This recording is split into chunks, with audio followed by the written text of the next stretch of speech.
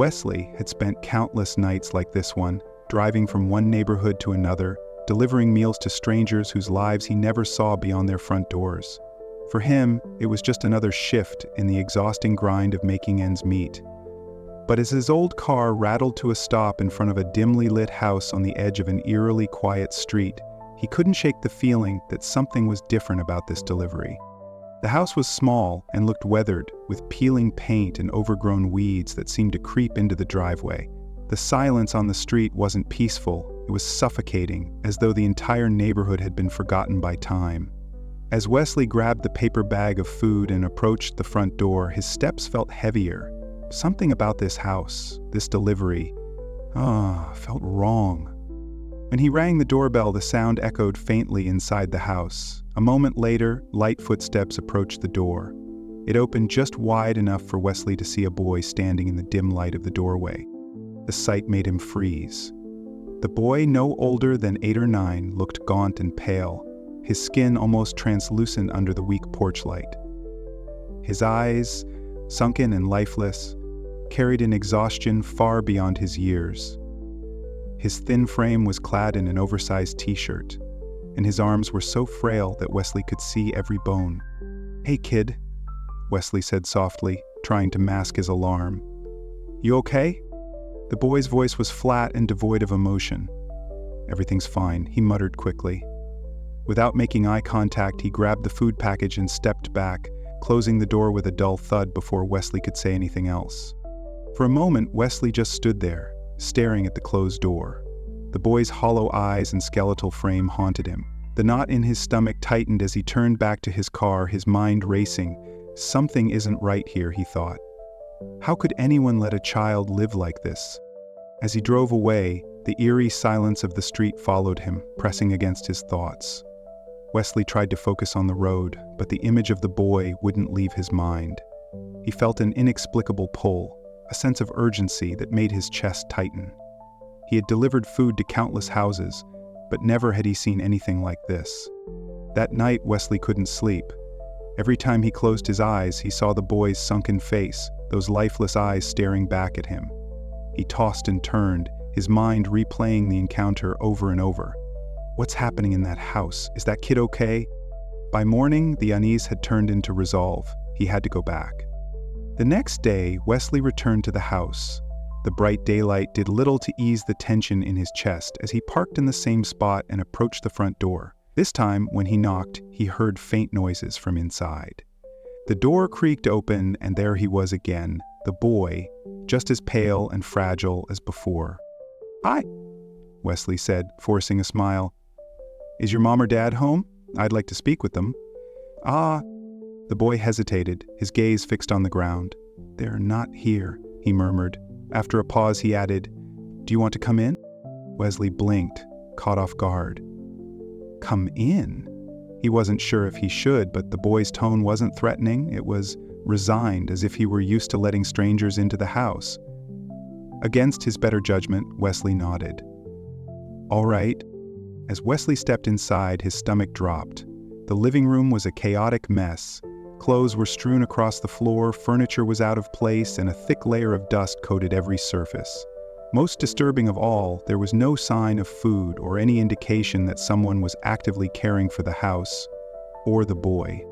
"Kit, what's going on here?" Wesley asked, his voice shaking. "Where are your parents?" The boy shrugged, his small shoulders barely moving. "They don't care much," he said simply. "They go out, and I don't know when they'll be back. Sometimes there's food, sometimes there isn't, but I get by." Wesley felt a lump form in his throat. "You? Get by? How old are you?" 9. A 9-year-old living in this mess, with no food and no parents? It was unthinkable. Wesley glanced toward the kitchen and saw the fridge door slightly ajar. He walked over and opened it, his heart sinking at the sight of its near-empty contents. A carton of milk that had gone bad, a jar of pickles, and a couple of expired containers. The boy wasn't getting by. He was surviving. Barely. "This isn't right," Wesley said, turning back to the boy. "You can't live like this." The boy just shrugged again, his expression vacant. "I'm used to it." Wesley's heart ached. How could a child so young be resigned to such neglect? He couldn't leave, not without doing something. But before he could figure out what to do next, the sound of a key turning in the lock startled them both. The door swung open and two adults stumbled inside. The man and woman, presumably the boy's parents, looked disheveled and irritated, as if just being home was a chore. Their eyes landed on Wesley, and their expressions immediately turned hostile. "Who the hell are you?" the man demanded, his voice sharp and accusatory. Wesley straightened, his chest tightening. "I'm Wesley. I delivered food here yesterday," and he gestured toward the boy. "I came back because I was worried about him." And so, the woman's eyes narrowed. "Worried about our son? What gives you the right to be in our house?" "I'm not trying to cause trouble," Wesley said, keeping his tone calm but firm. "But your son is clearly malnourished, and this house," he gestured around the room, "this isn't a safe place for him." The man took a step closer, crossing his arms. "You don't know us. You don't know anything about our lives. So why don't you leave before this gets ugly?" Before Wesley could respond, the boy, who had been silent the entire time, swayed on his feet and collapsed to the floor. "Dylan!" Wesley shouted, rushing to the boy's side. He knelt beside him, gently shaking his frail shoulders. "Dylan, can you hear me? Stay with me, kid." The boy's parents stood frozen, their faces a mix of shock and irritation. "He'll be fine," the man muttered. "He faints sometimes. It's no big deal." "No big deal," Wesley snapped, his voice rising. "This kid needs medical attention now. If you're not going to do anything, I will." "Stop struggling sooner," Wesley pleaded. He pulled out his phone and dialed 911, his hands trembling. As he explained the situation to the dispatcher, the boy's parents protested loudly, but Wesley ignored them. He wasn't leaving this house without making sure Dylan got the help he desperately needed. Minutes later, the sound of sirens filled the air. Paramedics arrived and quickly assessed Dylan's condition, their expressions grim as they carried him out on a stretcher. Wesley followed them to the ambulance, but as he reached the door, another set of sirens approached. This time it was the police. Wesley stood on the front lawn as the ambulance pulled away, its sirens cutting through the otherwise quiet street. The flashing red and blue lights from the police cruiser bathed the area in an ominous glow. Wesley's heart pounded in his chest as he glanced back at the house, his mind racing. He felt as though he had crossed an invisible line, stepping into a situation that was far more dangerous and complex than he had anticipated. In the time it had taken him to regain control of his emotions back in the military, he had lost control of his body. The two officers who had arrived were already making their way toward the front door. Wesley decided to stay put, unsure if his presence would help or complicate the situation. The parents, who had initially seemed irritated by his intrusion, now appeared on edge. The man, Derek, was pacing just inside the doorway, muttering angrily under his breath, while the woman, Sharon, stood frozen, her arms wrapped tightly around herself as though trying to shield herself from the reality of the situation. One of the officers, a tall man with sharp features and a calm but authoritative demeanor, turned to Wesley. "You called this in?" he asked. Wesley nodded. "Yeah. The boy, he's in really bad shape, malnourished, fainted right in front of me. The parents..." He hesitated, unsure of how much to say without escalating things further. "They didn't seem to think it was a big deal." The officer nodded curtly. "All right, we'll take it from here. Stay nearby in case we have more questions." Wesley stepped back, his hands stuffed into his jacket pockets as he watched the officers enter the house. The next few moments were tense. He could hear Derek's raised voice inside, protesting loudly as the officers began asking questions. Sharon's voice was quieter, but Wesley caught snippets of her hurried explanations. Words like misunderstanding and overreaction floated out onto the cold night air, but they only made Wesley's stomach churn. As Wesley lingered by his car, he noticed movement out of the corner of his eye. A neighbor had stepped out onto their porch. A middle-aged woman in a worn bathrobe clutching a steaming mug of tea. Her face was etched with concern as she watched the commotion unfold. "They finally came," she said quietly, more to herself than to Wesley. He turned to her, his curiosity piqued. "You know about what's been going on in there?" The woman nodded slowly, her expression grim. "Everyone on this street does, but no one's ever done anything about it. We've seen the boy, Dylan, Fought out a few times, looking like skin and bones. Some of us tried to talk to his parents, but Derek's, well, let's just say he doesn't take kindly to people interfering. Most folks just keep their heads down. Wesley's fists clenched at his sides. Why didn't anyone call the authorities? The woman sighed, her gaze dropping to her mug. Some did, I think, but nothing ever came of it. I guess it's easy for people to give up when they don't see results. She looked up at him then, her eyes filled with a mix of guilt and gratitude. But what you did tonight, it might actually make a difference. Her words settled heavily on Wesley. The idea that so many people had seen Dylan's suffering but chosen to look the other way made him feel both furious and deeply sad. He wondered how many other children were out there, living invisible lives of quiet desperation, just waiting for anyone, to notice them. The officers emerged from the house a short while later, their expressions unreadable. They motioned for Wesley to come over. "Mr. Wesley," the taller officer began, his tone measured. "We've spoken with the parents and it's clear there are serious issues here. The living conditions alone warrant further investigation. We've taken statements and documented the scene, but this isn't something we can resolve tonight. The child has already been transported to the hospital and Child Protective Services will be involved first thing in the morning." Wesley's brow furrowed. "But what about the parents? Are they just free to stay here while Dylan's in the hospital?" "For now, yes," the officer admitted, his tone apologetic. "We don't have enough evidence to detain them tonight. That will come down to CPS and their investigation. But rest assured, this isn't over." The answer didn't sit well with Wesley. The thought of Derek and Sharon returning to their chaotic lives, unfazed by what had just happened, filled him with a sense of helplessness. He wanted to scream, to demand that something more be done, but he knew that wasn't how the system worked.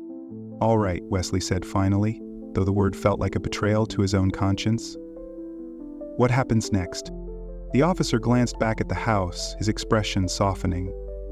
"Next, we let the proper channels take over. You've already done more than most people would in your position, Mr. Wesley. Don't underestimate that."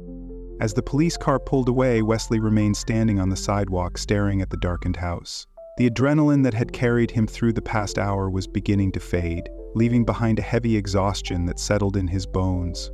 He thought about Dylan, alone in a hospital bed, and felt an overwhelming urge to be there for him. Without really thinking, Wesley climbed into his car and headed toward the hospital. The drive was quiet, the streets almost deserted as the city slept. When he arrived, the bright fluorescent lights of the emergency room felt harsh and uninviting, but Wesley pushed through the double doors, determined. The receptionist looked up as he approached. "Can I help you?" "I'm here to check on a boy who was brought in earlier. His name's Dylan," Wesley said, his voice tinged with urgency. The receptionist typed something into her computer before glancing back up at him. "Are you a relative?" Wesley hesitated. "No, but I was the one who called 911. I just want to make sure he's okay." She studied him for a moment, then nodded. "He's stable. They've moved him to a room upstairs. Only family is allowed to visit right now, but I can let the nurses know you're here." "Thank you," Wesley said, though the answer didn't satisfy him. He wanted to see Dylan with his own eyes, to know for certain that the boy was safe. Wesley spent the next few hours in the hospital waiting room, the sterile environment doing little to ease his restless thoughts. He kept replaying the events of the night in his head, wondering if he could have done more or if he'd done too much. The weight of his decision to involve the authorities pressed heavily on him, but every time he thought of Dylan's hollow eyes and frail body, he knew he'd made the right call. As dawn began to break, a nurse approached him, her expression kind but tired. "You're still here?" Wesley nodded, rubbing the back of his neck. I don't want him to feel like he's alone." The nurse smiled softly. "He's resting now, but he's in good hands. You should go home, get some sleep." Wesley nodded again, though he knew he wouldn't be able to sleep. As he left the hospital, the first rays of sunlight were breaking over the horizon, casting a warm glow over the city. But for Wesley, the day felt anything but bright. He couldn't shake the feeling that Dylan's journey, and his own, was just beginning. Later that morning, Wesley returned home to his small apartment, which now felt oppressively quiet. The events of the night played over and over in his mind as he sat on the edge of his couch, staring at the wall. He thought about the neighbor's words, about how everyone on that street had seen Dylan's suffering but had done nothing. Was that how the world worked? People turning a blind eye because it was easier than getting involved? Wesley didn't want to be that kind of person. He couldn't be. As the hours passed, Wesley's resolve hardened. He didn't know what the future held, but he knew one thing for certain. He wasn't going to walk away. Dylan deserved better, and Wesley was determined to make sure he got it, even if it meant stepping into uncharted territory. Pulling out his phone, Wesley searched for resources, hotlines, community organizations, anything that could help Dylan in the days to come. He jotted down numbers and addresses, filling a notebook with information. If CPS needed witnesses, he'd testify. If Dylan needed an advocate, he'd be there. For the first time in a long time, Wesley felt a sense of purpose. It wasn't the life he'd planned for himself, but it was the life he knew he had to live now. As the day wore on, Wesley's phone buzzed with a message from the hospital. Dylan was awake. Wesley rushed to the hospital, the notification that Dylan was awake pushing his exhaustion to the back of his mind. By the time he arrived, the day had fully bloomed, yet he barely noticed the bustling world around him. His sole focus was on the boy he had left behind the night before. Inside the hospital, a nurse escorted him to Dylan's room. The antiseptic smell of the hospital hung in the air, and Wesley's heart pounded in his chest. He wasn't sure how Dylan would react to seeing him again, whether he'd see him as a savior or an intruder. When Wesley entered the room, he was greeted by the sight of Dylan sitting up in bed, his thin frame dwarfed by the oversized hospital gown. His face was pale but cleaner than the night before, and there was a hint of life in his eyes. For a moment, the two of them just stared at each other, neither saying a word. Finally, Dylan broke the silence. "You came back?" His voice was soft, almost disbelieving, and it hit Wesley like a punch to the gut. The weight behind those three simple words spoke volumes about the life this child had lived. People didn't come back for Dylan. Not his parents, not his neighbors, not anyone. "Of course I came back," Wesley said, pulling a chair up beside the bed. "I told you I wasn't going to leave you alone." Dylan looked down at his hands, picking at the edge of the blanket. "Why?" The question caught Wesley off guard. Why? Why had he come back? Why had he gotten involved? He could have just walked away and pretended he hadn't seen anything. But as he looked at Dylan, the answer felt so obvious, it didn't even need to be spoken. "Because you deserve better than what you've been given," Wesley said finally. "And because I care about what happens to you." Dylan didn't respond, but Wesley noticed his hands stop fidgeting. That small gesture told Wesley more than words ever could. The next few days were a whirlwind. Child Protective Services officially opened their case, and the investigation into Dylan's living conditions began. Wesley was interviewed extensively, recounting everything he had seen and heard during his visits to the house. It was draining and at times frustrating, but he knew it was necessary. What surprised Wesley the most during this process was how much he wanted to be involved. He found himself volunteering to be a point of contact for Dylan, offering to check in on him and attend meetings with social workers. The more he learned about the system, the more he realized how easy it was for kids like Dylan to fall through the cracks. But Wesley wasn't about to let that happen. Not this time. Meanwhile, Wesley's visits to the hospital became a daily ritual. Each day he brought something new for Dylan, a book, a puzzle, even a small stuffed bear that he'd found at a thrift store. At first, Dylan seemed unsure of how to react to the gifts. But slowly, Wesley noticed a change. Dylan began to open up, bit by bit. One afternoon, Wesley walked into Dylan's room to find him drawing on a piece of paper with some colored pencils the hospital had provided. The drawing was rough and simple, but it was unmistakable. Two figures standing side by side, one tall and one small. "That's really good," Wesley said, sitting down beside the bed. "Who's that supposed to be?" Dylan glanced at him, his cheeks flushing slightly. "It's us," he mumbled, almost too quietly to hear. Wesley felt his throat tighten. "You're a great artist, you know that?" he said, trying to keep his voice steady. "Maybe we should frame this when you get out of here." Dylan didn't respond, but Wesley noticed the faintest hint of a smile tugging at the corners of his mouth. As Dylan's physical health improved, so did his demeanor.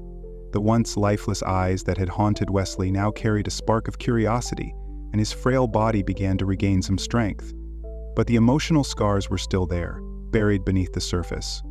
Wesley could see it in the way Dylan flinched at sudden movements or hesitated before speaking, as though he were constantly bracing for the worst. One evening, as Wesley sat beside Dylan's bed, the boy asked a question that took him by surprise. "Do you think my parents will come for me?" The words hung in the air, heavy with a mixture of hope and fear. Wesley hesitated, unsure of how to answer. He didn't want to lie to Dylan, but he also didn't want to crush the small glimmer of hope the boy still held on to. "I don't know," Wesley said honestly, "but what I do know is that you deserve to be somewhere safe, somewhere where people care about you and make sure you're taken care of." Dylan nodded slowly, but his eyes didn't meet Wesley's. "I don't think they care," he said after a long pause. "Not really." Wesley's heart ached at the quiet resignation in Dylan's voice. He wanted to tell him that everything would be okay, that he'd never have to go back to that house again, but he knew better than to make promises he couldn't keep. As the days turned into weeks, Wesley began to think about what would happen once Dylan was released from the hospital. CPS had yet to determine where Dylan would go, and the idea of him being placed in a foster home made Wesley uneasy. He had heard too many stories about kids bouncing from one home to another, never finding the stability they needed.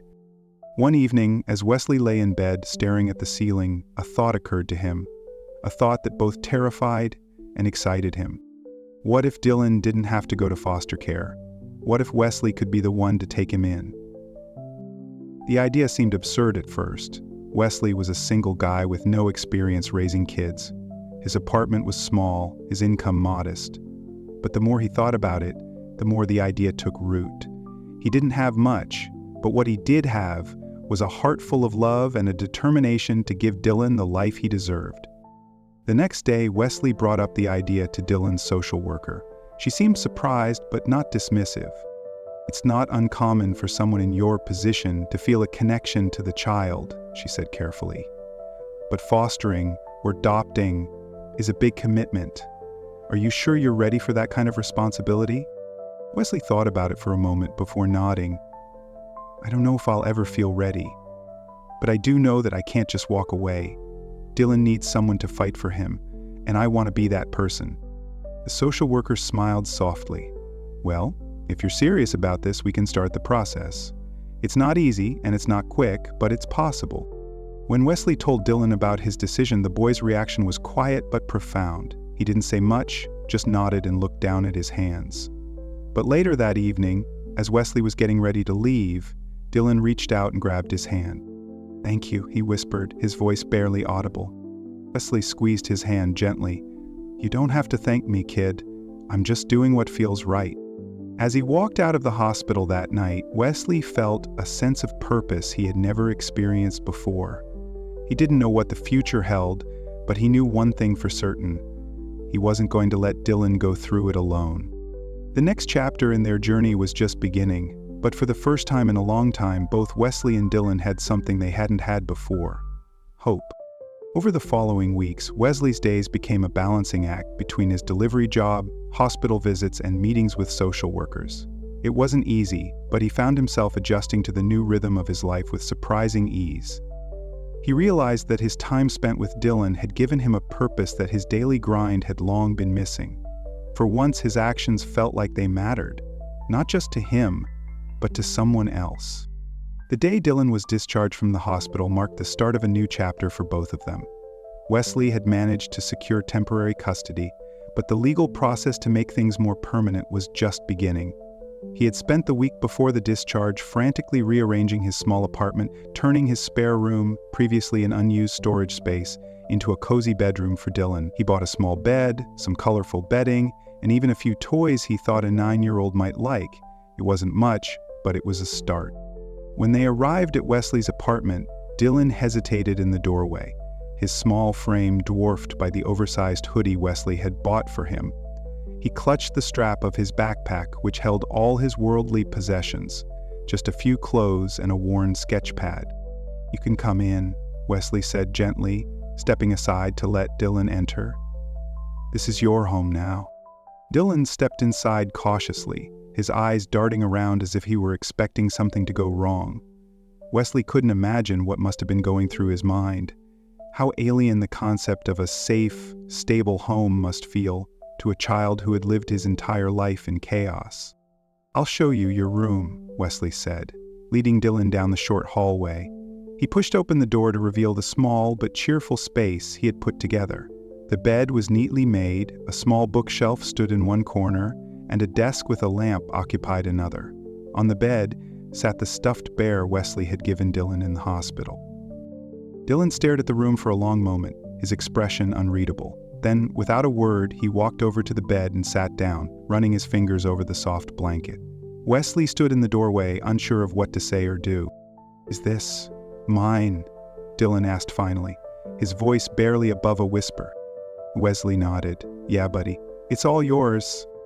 For the first time since Wesley had met him, Dylan's face broke into a small, genuine smile. It wasn't much, but it was enough to make Wesley's heart swell. In that moment, he knew he had made the right decision. The first few weeks were a learning curve for both of them.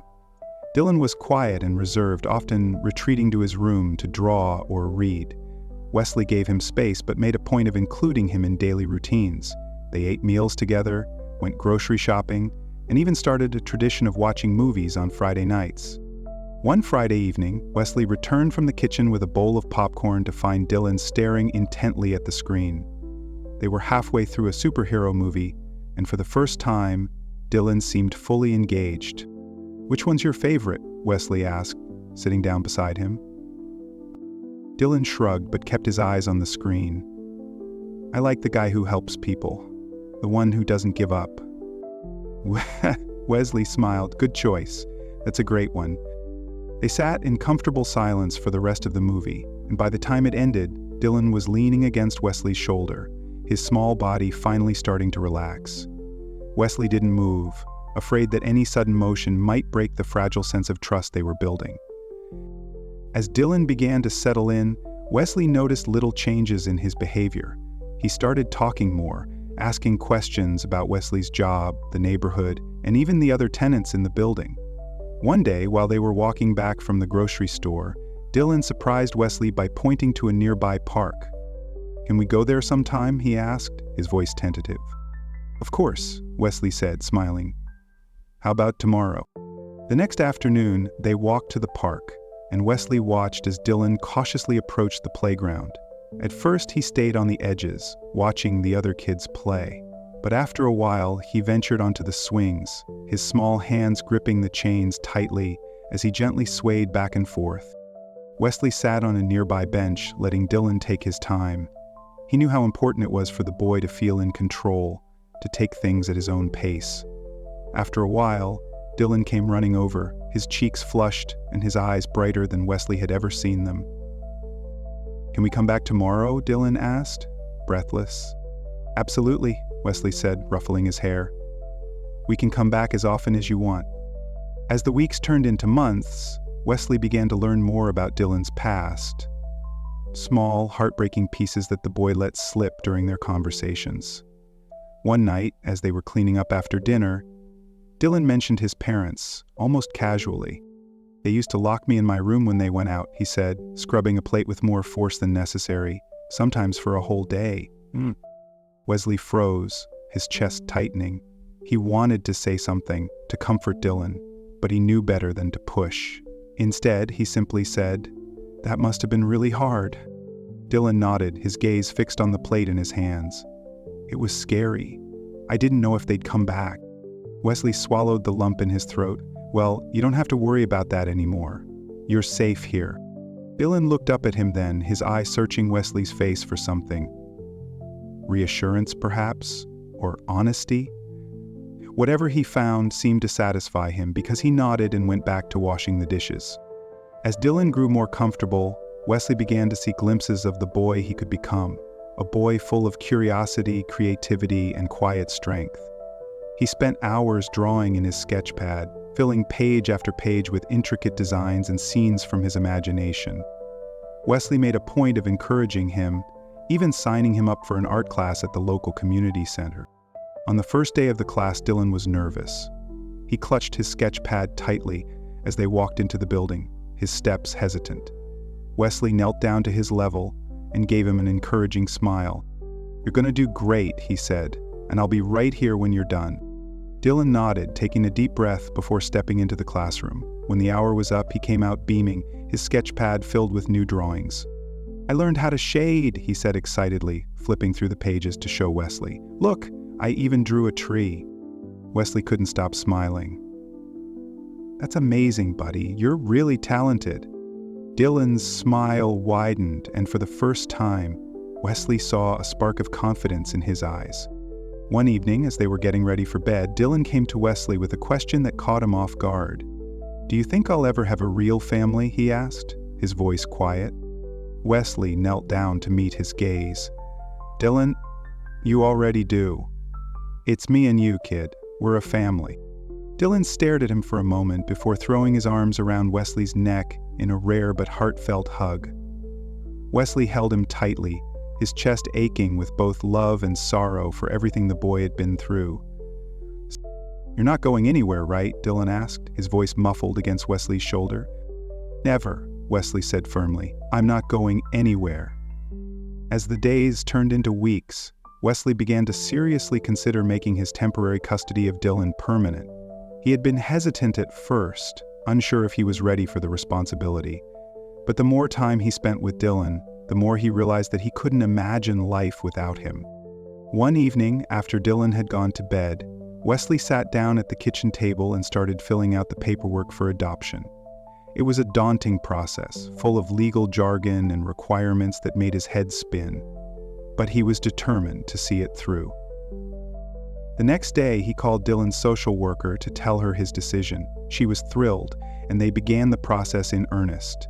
It would take time, months, maybe even longer, but Wesley was ready to fight for Dylan.